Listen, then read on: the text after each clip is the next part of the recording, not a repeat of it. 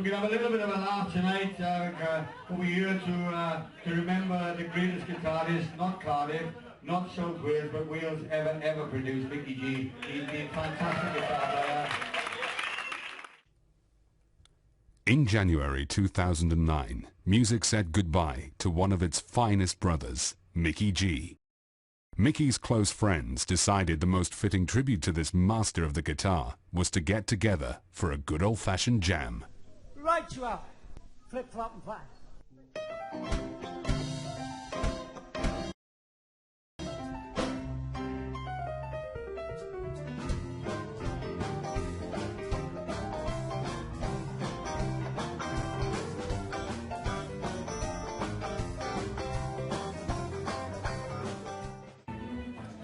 We just thought it might be a fitting tribute to him to have put on the show at this venue which we've just opened. Sorely missed, and I just remember him as he was, and it was great, you know, with his Telecaster doing his thing, you know. He was unique, so I just hope that we could do him justice tonight.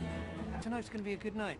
I came for the sound check. It's good fun, really good fun. I'm looking forward to it. I think what we're all trying to do is a bit of stuff that Micky used to enjoy. He loved a bit of country picking. He liked a bit of great rock and roll, rhythm and blues. That was his forte.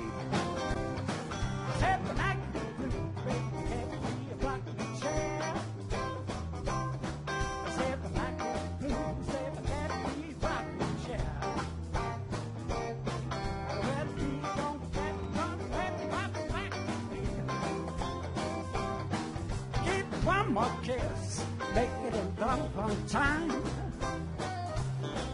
Give me one more kiss, I beg to make it back long one time. One more kiss in the head that feels like wine. I said flip, flop and fly. I don't care if I die. Say flip, flop and fly. I don't care if I die. I don't care if we don't ever say goodbye. What the? There was only one Micky. Micky was a technician on the guitar. He's a genius, absolute genius, you know. Micky and I had some of the best rows ever. Could not stay in the room together, but I loved him to bits. He went out with my best friend. We all courted together. He's a great guy and we miss him. And I wish he was here tonight because he would love it, absolutely love it. I think if he'd been born in Nashville, he would have been a multi-millionaire because he was that good, you know. He was a fantastic guitar player. I knew Micky from a very early age. He was one of our first bands together, the Southerners. We both had Burns guitars actually, and we were very close. I used to come down to my mum and dad's house in Adamsdown. He was in Harris Avenue, and he used to check on the bus and come down there, and you know, he wanted me to go to America with him on that sort of first trip he made to America on his own, you know, when I didn't go. He sent me a card written in pencil from Jackson or wherever he was at the time, you know.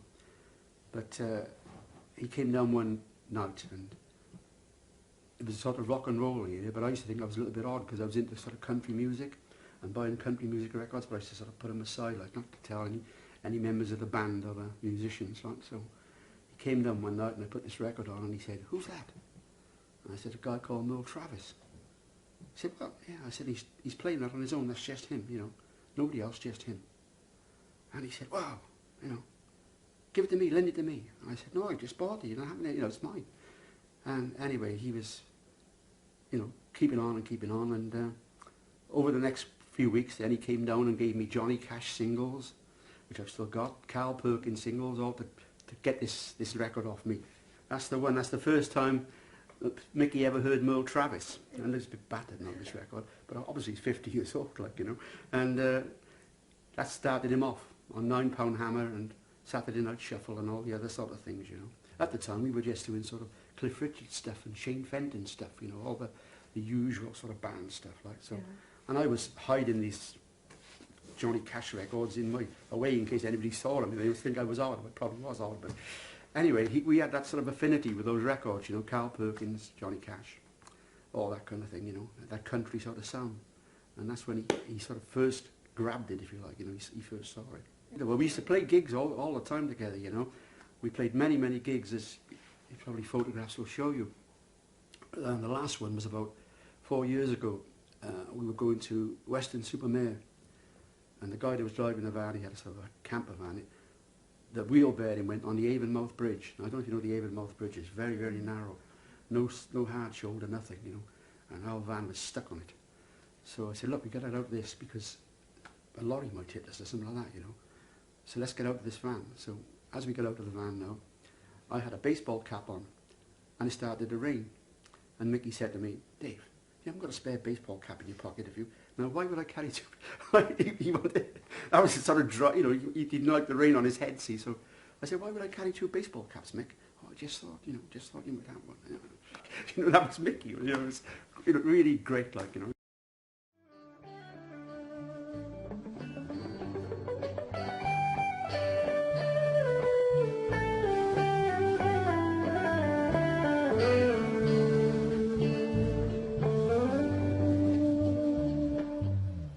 When the house is empty and the light begins to fade, nothing to protect you except that window shade. You can't put your finger on the thing that scares you most. You can't tell the difference between an angel and a ghost. Old friends, they shine like diamonds. Old friends, you can always call. Old friends, you just can't buy them. Old friends, after all.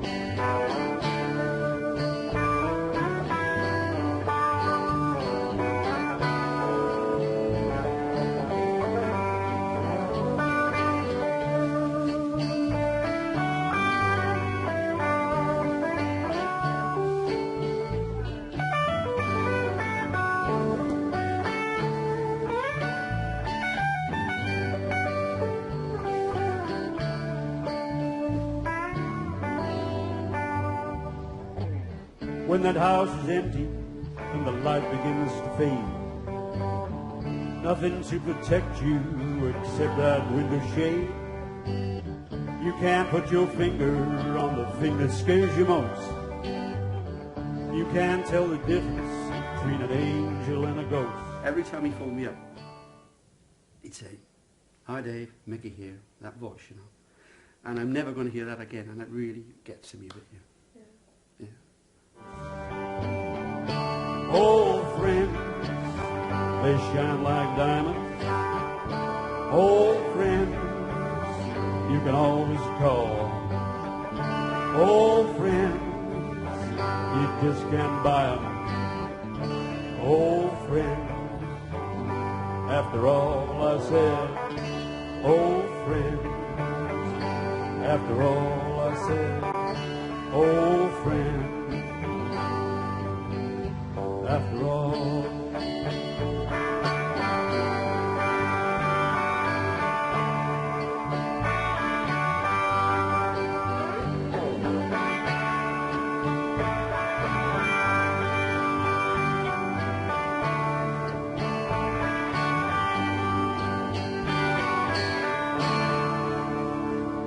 Old friends. Thanks a lot. Micky was a good old friend and one of the finest players, you know, and it's just nice to see people have turned out to sort of celebrate his life. It's been a real privilege and an honour to have played with Mike, somebody who I think is a genius on the guitar. I was absolutely devastated when we heard the news that he passed away. You know, I'm a friend of Micky's like 40 years, really, you know, socially and musically, really. You know, we've been mates, well, not massive mates, but I've known him and respected him all these years. And Alan Jones, who was he was with Amen Corner, he and Tom G rang me up and asked me if I'd, you know, consider coming along and maybe doing a bit of comparing, and if I could bring my rock and roll band along and do a little bit. So I was delighted to say yes, you know. If you want to use the car to go running next Sunday, well, I didn't go to work until the boss was sick.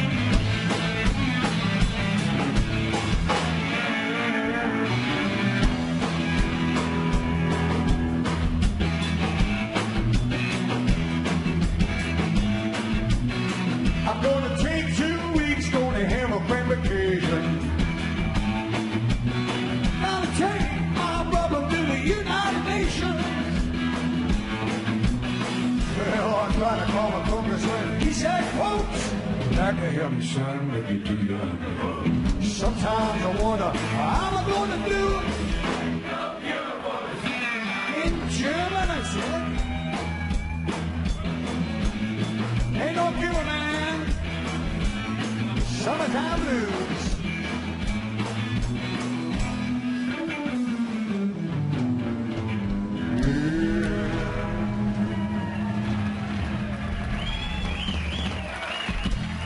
Thank you very much.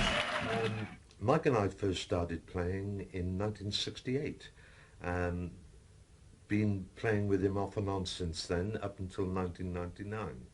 The first one in 1968 was Joe Cocker's Grease Band, and then shortly after that, in the early 70s, we started a rockabilly trio called Memphis Bend.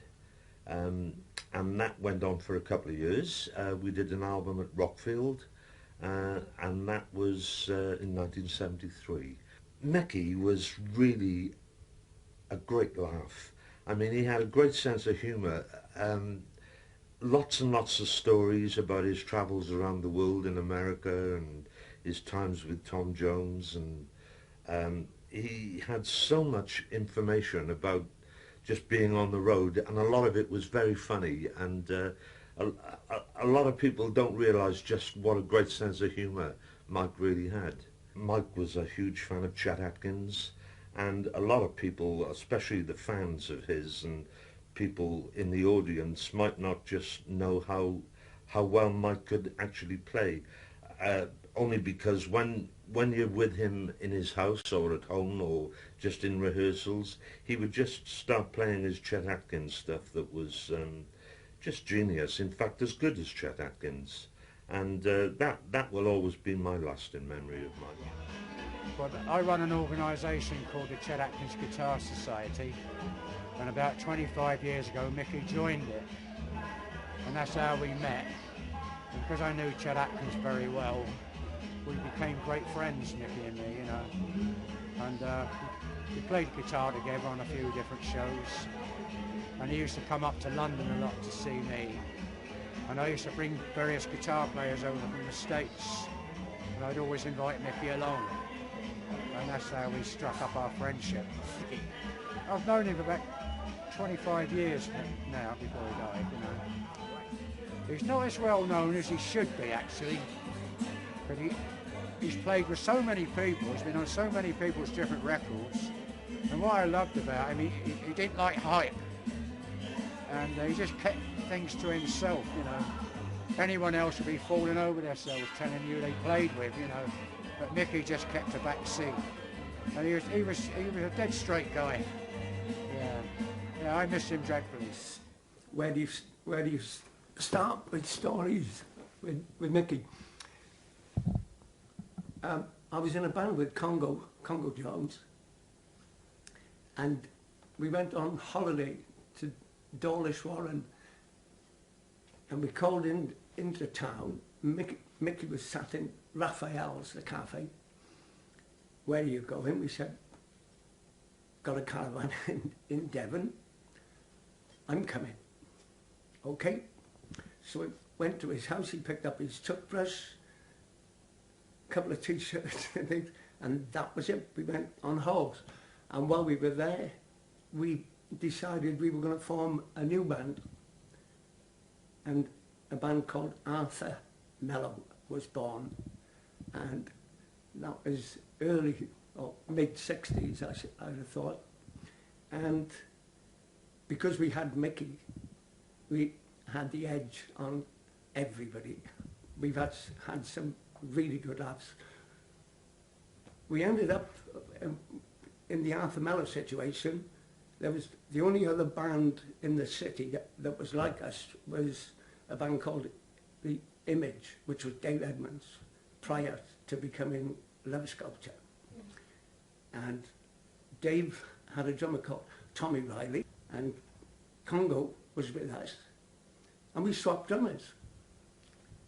Congo went with Dave, Tommy came with us, Love Sculpture went like that, and we went like that. It just, but he never forgot his friends, ever. You know, he would do the same thing for playing in a local band, and he would, as you would, playing with Shaky or Dave or anybody, Micky would always come up with the goods, always. I've never known him fail. He was great. I miss him dreadfully. Welcome on stage, Glynn Knight and the boys. Let me go! Thank you so much. It's so nice to be here, really pay tribute to Micky. A little chat to Micky in the Royal Oak many years ago. I was really surprised to hear that he liked Jimmy himself as well. So this is for you, Micky.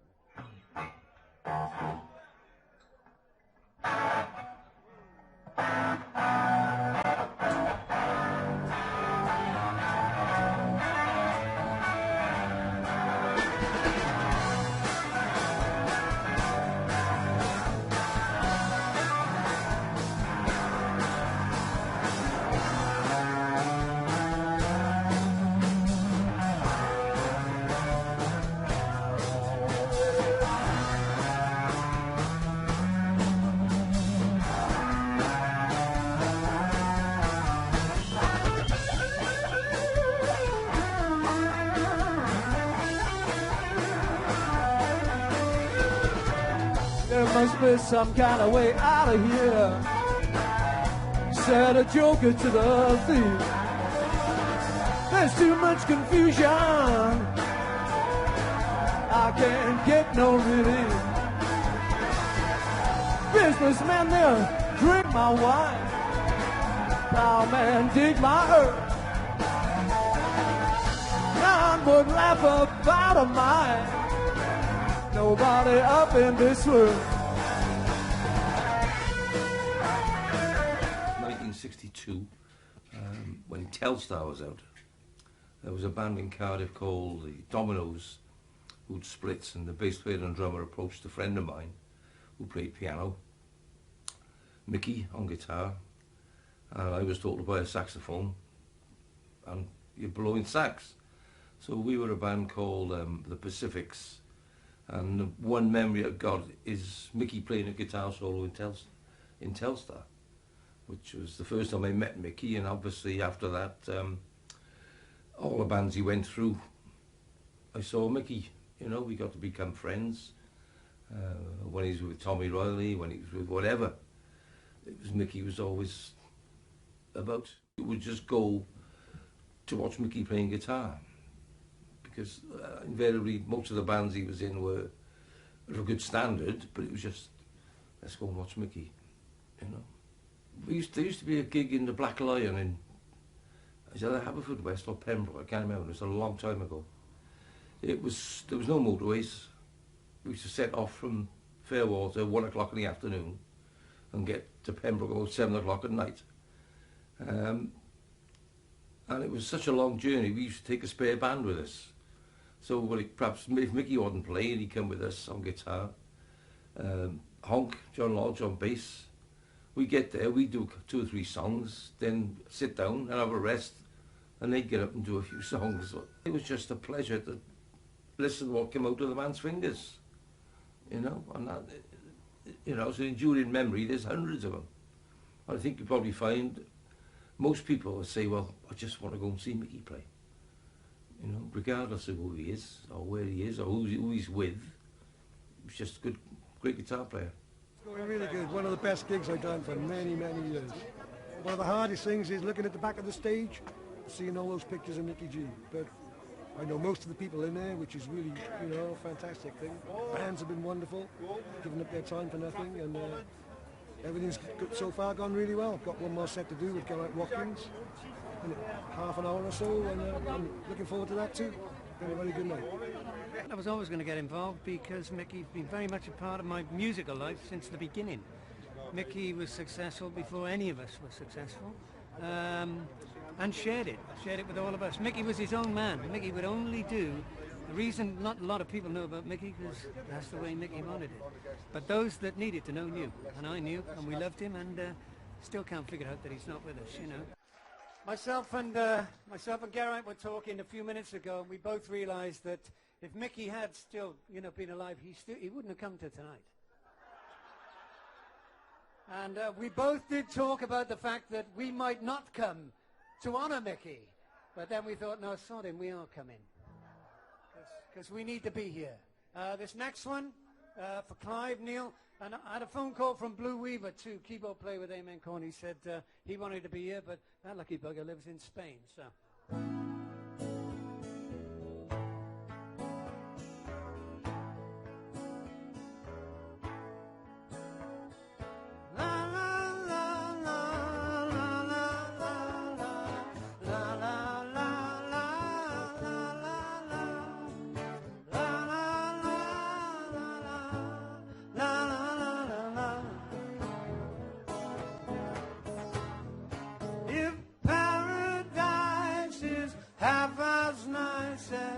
Heaven that you take me to, who needs paradise?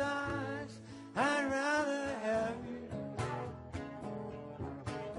They say paradise is up in the stars, but I need inside because it's so far. 'Cause I know it's worth a heaven on earth for me where you are. Look from your eyes, touch of your hand, I seem to fly to some other land. When you are around, my heart always pounds just like a brass band. If paradise is heaven's like heaven that you take me to, who needs paradise? I'd rather have you. Oh yes, I'd rather have you. La la la la la la la la la la la la la la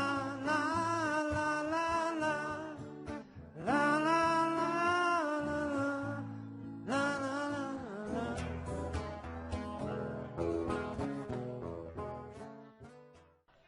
Well, I feel I ought to say something, you know, because it's, well, what can you say?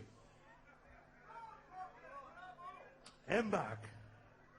I could never call him Micky for some reason. So I didn't call him, well, I call him Twathead now and again, yeah. But generally I just called him M, and then that became Embach, which was short for embarkation, which was long for M. So his name became Embach, and he sort of fitted him, I thought. Embach. He spoke to you, Yeah. Tom. He spoke to me. He spoke to you. I know. He spoke to you more than he spoke to me. You think so? Yes, Yeah, he spoke when he quite a wasn't lot. when he wasn't going to join the band, he spoke to you. He said, "Tell Andy, I'm not joining the band." Yeah, well, then he's that, yeah. Hell of a boy, wasn't he? Hell of a boy, that's why we loved him, because he was an ordinary critter. He could really obstinate him, but... Three but, cheers you know, for Embach! Yeah, let's get it for Micky.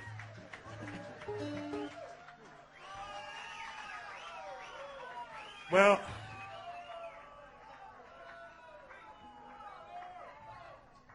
Let's do, it's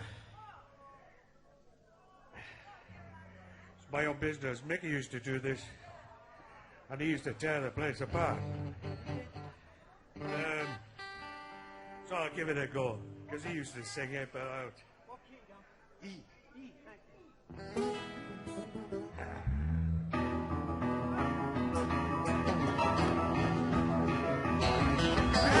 You tell me what I ought to do. Sticking notes in my business. Don't thank you. It's my own business. It's my own business.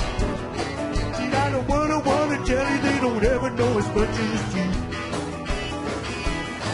If I was a dignitary of capital kill, every real winter said a hot dog grill.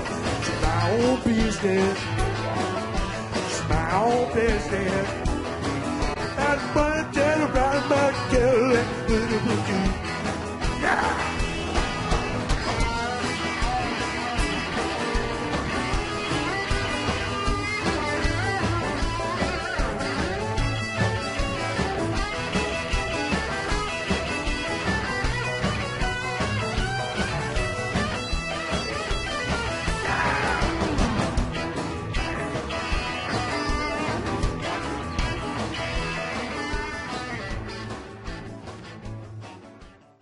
it might interest you to know, or not, that Congo and Eddie here, and myself, is when I first met Micky.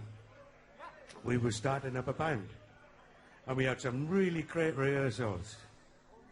And then the day before we were supposed to put our rehearsals into practice, as it were, and get paid, he said, "Nah, I don't fancy it." And I knew what he meant. I mean, the band was great. It wasn't the band he had any truck with. You didn't like The the band name? was good. The venue was, and he was sort of right, wasn't he?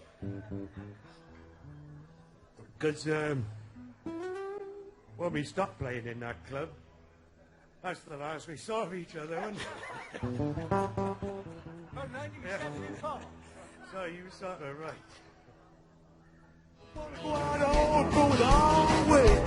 my own business. It's my own business. It's my own business. It's my own business. That what a jelly do never know as much as you. Oh, yeah. It's my own business. It's my own business. That what a jelly they don't ever know as much as you. That what a jelly they never know as much as you.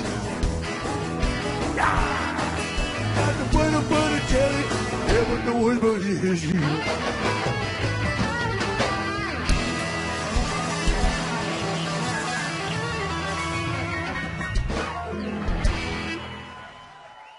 The tribute night at the Globe was fantastic. It was so nice for everybody to donate their time and their effort into that.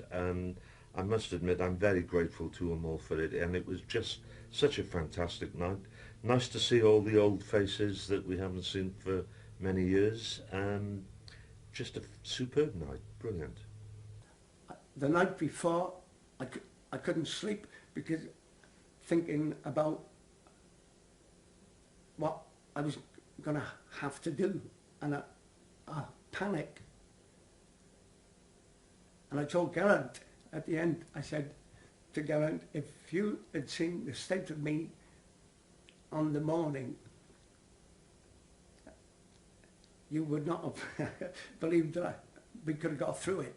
And he said, Eddie, so was I, because we knew there were going to be so many people there, and well, I would have said 90% of that audience had something to say about Micky, that whether they were musicians or just, punters from, watching us play in various bands and situations, and it was great. I thought it was an electric atmosphere. Yeah. It was really fantastic. The atmosphere was buzzing, I saw so many faces going back 40 years, 45 years, of people I haven't seen for a long time that all turned up and supported, the gig for Micky, in memory of Micky, and it was, we're still talking about it now. It was the atmosphere, everybody thoroughly enjoyed the music, everybody sung every word of every song. Yeah, it was a cracking night.